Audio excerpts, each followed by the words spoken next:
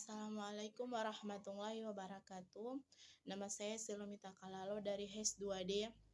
Saya akan menjelaskan materi tentang ran, kard, riba, dan ariyah.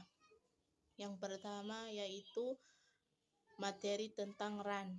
Ran secara istilah berarti menjadikan sebuah barang sebagai jaminan utang yang dapat dijadikan pembayar apabila tidak bisa membayar utang.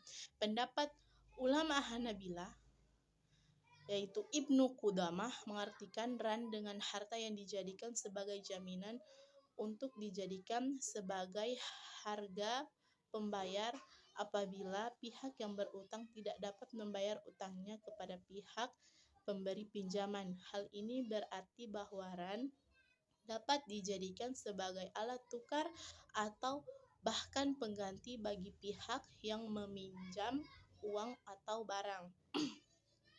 Landasan hukum ran. Keabsahan akad ran dalam Islam didasarkan pada Al-Quran, As-Sunnah, dan Ijma'.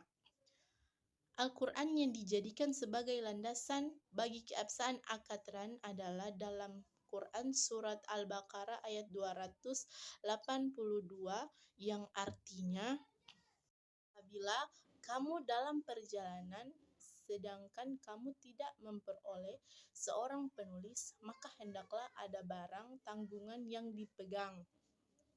Sedangkan dalam hadis yang mengabsahkan akad ran adalah dalam hadis riwayat Bukhari dan Muslim yang artinya, sesungguhnya Rasulullah SAW pernah membeli makanan dengan berutang dari seorang Yahudi dan Rasulullah SAW menggadaikan sebuah baju besi kepadanya.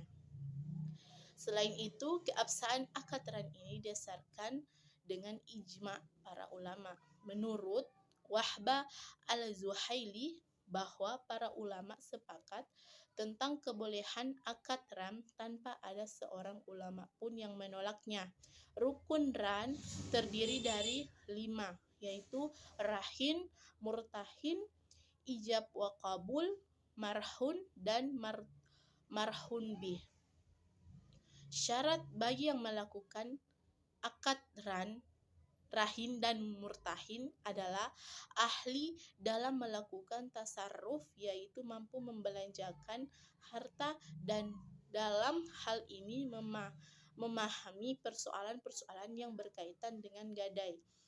Barang jaminan yaitu marhun, ulama Hanafiyah mensyaratkan dapat diperjualbelikan apabila bermanfaat dan jelas milik rahim bisa diserahkan, tidak bersatu dengan harta lain, dikuasai oleh rahin dan merupakan harta yang tetap atau dapat dipindahkan. Dengan kard. Kard adalah bentuk masdar yang berarti keputusan.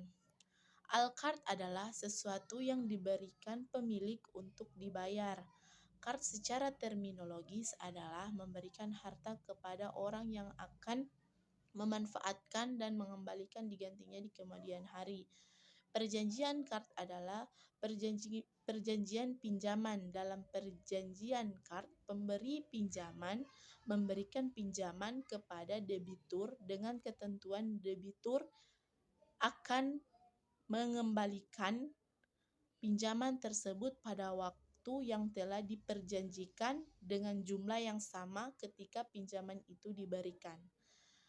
Dasar hukum kard dibolehkan secara syar'i berdasarkan firman Allah dalam surah Al-Baqarah ayat 245 yang artinya, siapakah yang memberi pinjaman kepada Allah pinjaman yang baik, yang artinya menafkahkan hartanya di jalan Allah, maka Allah akan melipat gandakan pembayaran kepadanya dengan lipat ganda yang banyak, dan Allah menyempitkan dan melampangkan rezeki, dan kepadanya lah kamu dikembalikan.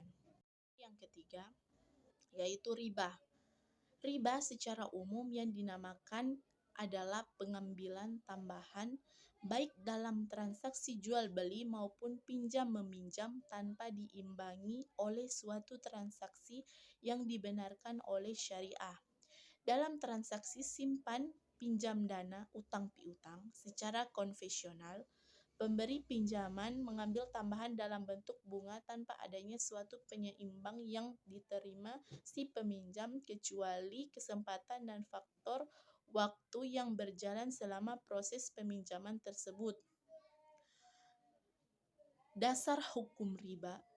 Ulama fikih sepakat menyatakan bahwa muamalah dengan cara riba itu hukumnya haram.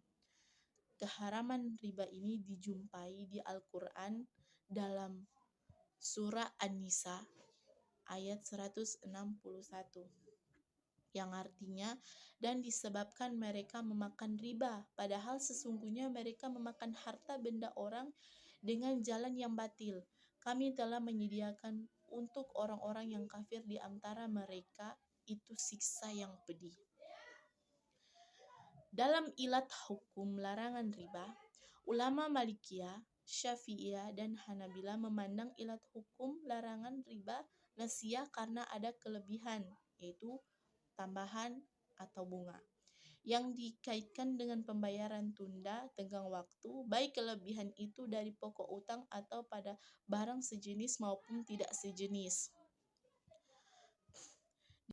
Hukum larangan riba, menurut ulama Malikiyah, Syafi'iyah, Hanabila memandang ilat hukum larangan riba nasiyah karena ada kelebihan, yaitu tambahan atau bunga, yang dikaitkan dengan pembayaran tunda tenggang waktu, baik kelebihan itu dari pokok utang atau pada barang sejenis maupun tidak sejenis.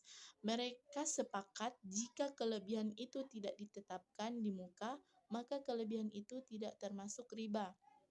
Berdasarkan pendapat ulama ahli fikih mengenai riba, maka dapat dipahami bahwa ilat hukum adalah adanya tambahan bunga dari pokok harta yang dibenarkan, harta yang diimbangi oleh transaksi penggantian dibenarkan oleh syariah, sehingga setiap bentuk kelebihan dari pokok utang piutang adalah riba yang diharamkan. Larangan riba. Beberapa hikmah atau alasan dan filosofi larangan riba, yaitu 1. Ketergantungan pada riba membuat seseorang menjadi malas bekerja untuk mendapatkan uang. 2. Membolehkan memungut riba menghambat orang berbuat baik. 3. Biasanya orang yang meminjamkan adalah orang kaya dan si peminjam orang miskin. 4.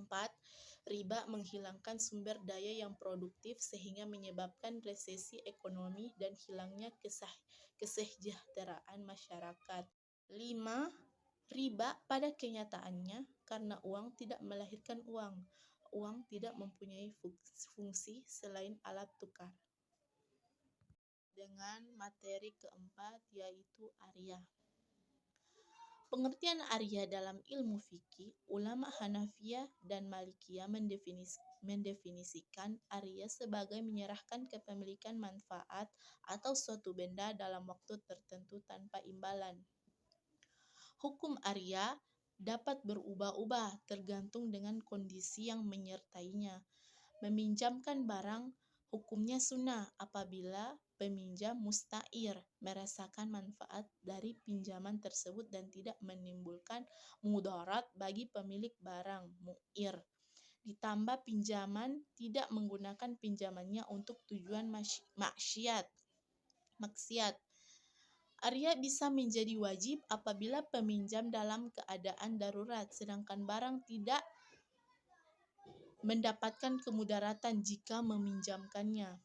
Misalnya, pada saat cuaca dingin, terdapat orang yang tidak mengenakan baju yang semestinya sampai merasa kedinginan.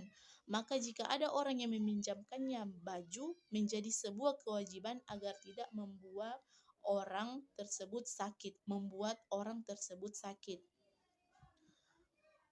Menurut ulama Hanafiyah, rukun Arya terdiri dari ijab dan kabul. Ijab kabul tidak diwajibkan untuk diucapkan, namun cukup dengan menyerahkan pemilik kepada peminjam barang yang dipinjam. Namun menurut sebagian besar ulama berpendapat bahwa terdapat beberapa rukun Arya, yaitu ada mu'ir, mursair, dan mu'ar. Terima kasih. Demikian penjelasan saya. Assalamualaikum warahmatullahi wabarakatuh.